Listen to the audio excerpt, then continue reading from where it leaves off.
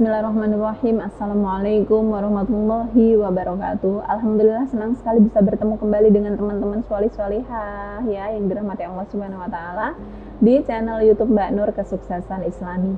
Saya doakan semoga teman-teman diberikan segala bentuk kemudahan, kesuksesan, kekayaan, kemuliaan dan kesehatan dari Allah Subhanahu wa taala. Amin amin Allahumma amin.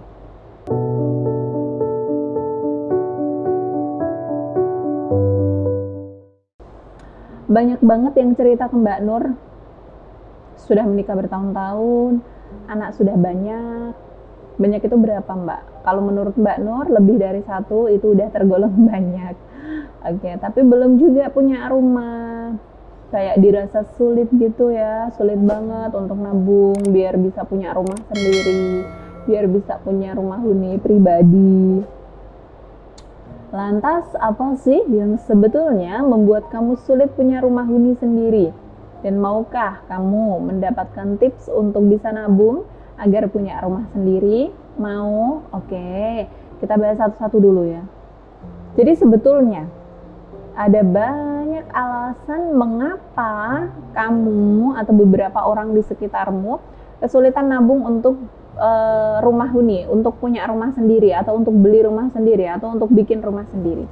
Di antaranya adalah yang pertama, kamu nggak punya rencana keuangan yang benar, nggak punya rencana keuangan yang tepat. Mungkin bisa aja kamu rajin nabung, namun kalau perencanaan kamu asal-asalan, ini bisa bikin kamu sulit punya rumah huni.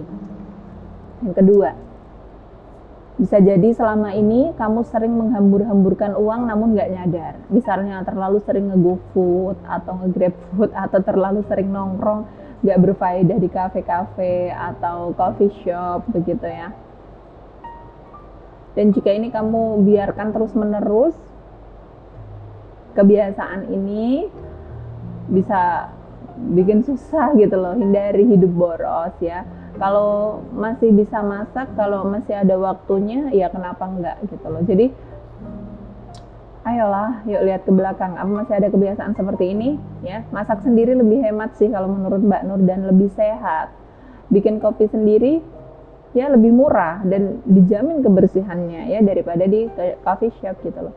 Alasan yang ketiga, kamu hanya membiarkan uang tabunganmu, padahal perlu kamu tahu bahwa uang yang disimpan lama-kelamaan nilainya akan turun karena inflasi. Jadi bagaimana seharusnya? Anak pinakkan uangmu, kembangkan uangmu dengan cara apa? Berbisnis atau berinvestasi. Sebagai investor, mungkin kamu bisa gitu loh, atau jual beli emas. Selisih harga antara beli dan jual bisa kamu gunakan sebagai laba bisnis. Yang tentu saja hal ini bisa menggendutkan uangmu ya, jadi jangan disimpan terus gitu, tapi dikembangkan.